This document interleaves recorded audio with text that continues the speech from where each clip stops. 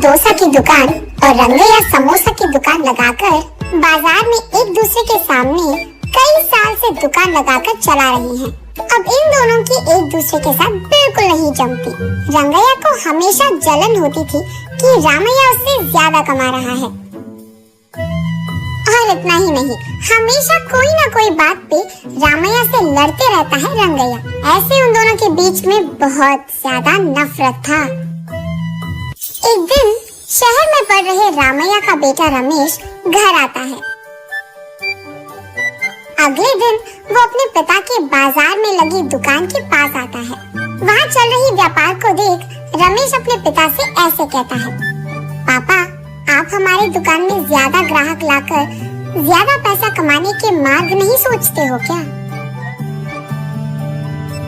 अब जितना मेरा सोच है उसी में चल रहा है बेटा। जितना भी मेहनत करूं वही कमाई मिल रही है। पापा, मेहनत से नहीं, चालाकी से कमाए जाते हैं पैसे। शहर में इसी डोसा को दुगने दाम में बेचते हैं, पता है आपको? अब शहर के दाम में यहाँ कैसे बेचेंगे बेटा? अगर दाम बढ़ा भी देना तो कोई भी खाने नहीं आएगा।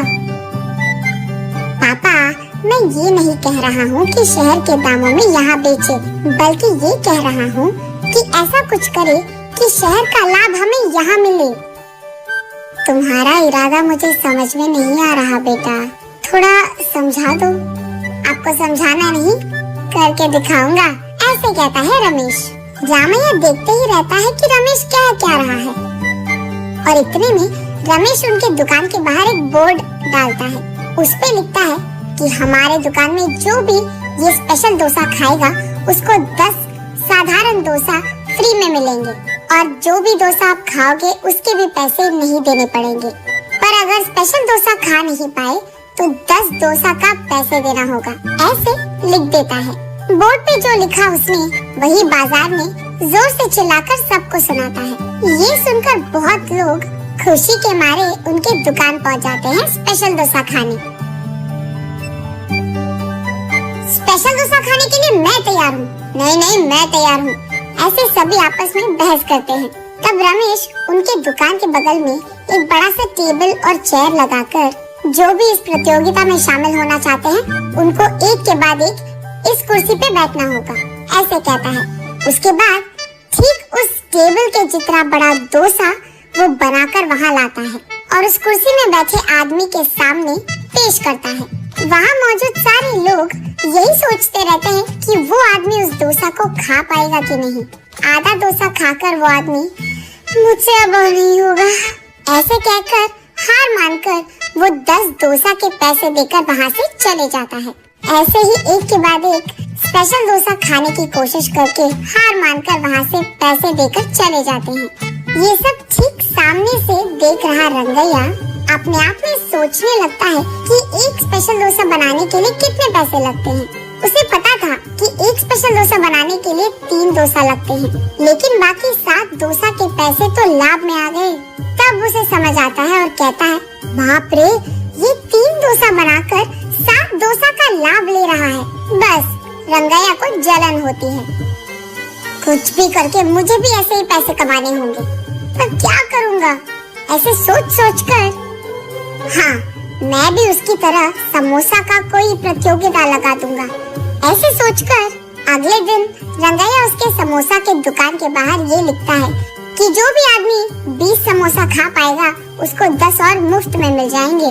पर अगर 20 समोसा नहीं खा पाए तो 10 समोसा के पैसे देने पड़ जाएंगे। और यही बात चिल्ला कर बाजार में सबको बताता है। ये सुनकर बहुत सारे लोग रंगैया के दुकान आते हैं प्रतियोगिता में शामिल होने। जो लोग आते हैं उनमें से कई सारे आसानी से 20 समोसा खा लेते हैं और रंगैया के अनुसार ही वो 10 और मुफ्त में ले लेते हैं और वहाँ से चले जाते हैं। ये देख रंगैया को चक्कर आ जाता है। शाम से पहले ही आधे से ज्यादा समोसा खत्म हो जाते हैं। उसके बाद कई सारे लोग वहाँ पे आकर हम भी खाएंगे समोसा, हमें भी दो, कहते हैं। इस कारण रंगैया को बहुत गुस्सा आ जाता है, इसीलिए वो उसके दुकान के सामने से बोर्ड हटा देता है वो किसी को मुंह दिखाने लायक नहीं रहता है, इसीलिए बंडी को लेकर अपने घर की ओर बढ़ते रहता है। आज तो मैं 1 भी रुपए नहीं कमाया और उल्टा जो भी समोसे थे वो भी बेच दिया मुफ्त में। उसे चक्कर आकर वो नीचे गिर जाता है। आंखें खोलने पर रंगैया एक अस्पताल के बेड पर रहता है। उसके बगल में उसकी बीवी रहती है। मुझे क्या हुआ? मैं कहाँ हूँ? ऐसे पूछता है रंगैया।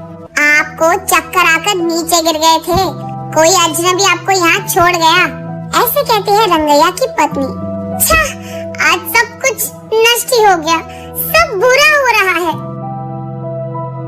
अरे क्या हुआ जी, आप इतने गुस्से में क्यों हो? वैसे आप शाम तक घर की मुंह भी नहीं देखते हैं, लेकिन आज दोपहर से पहले आपके समोसे खत्म हो गए और आप घर भी आ रहे थे, इसलिए वो जो कुछ भी हुआ अपनी बीवी को समझाता है। हाय भगवान, मेरा मूर्ख पति, आप बस ये सोच रहे थे कि कितने डोसे बेचने पर उनको कितना लाभ मिल रहा है, लेकिन आपने एक बार भी ये नहीं सोचा कि कितने समोसे बेचने में आपको कितना लाभ आएगा। ये प्रतियोगिता शुरू करने से पहले आपको ये सब सोचना था, आपने सोचा भी नहीं, ये तो होना ही था। तब रंगैया को समझ आता है कि किसी और को देखकर हमें वही काम नहीं दोहराना चाहिए और पहले खुद की देखना चाहिए। कुछ करने से पहले 100 बार सोचना भी चाहिए, तब हम सब खुश रह पाएंगे। ये समझता है रंगैया।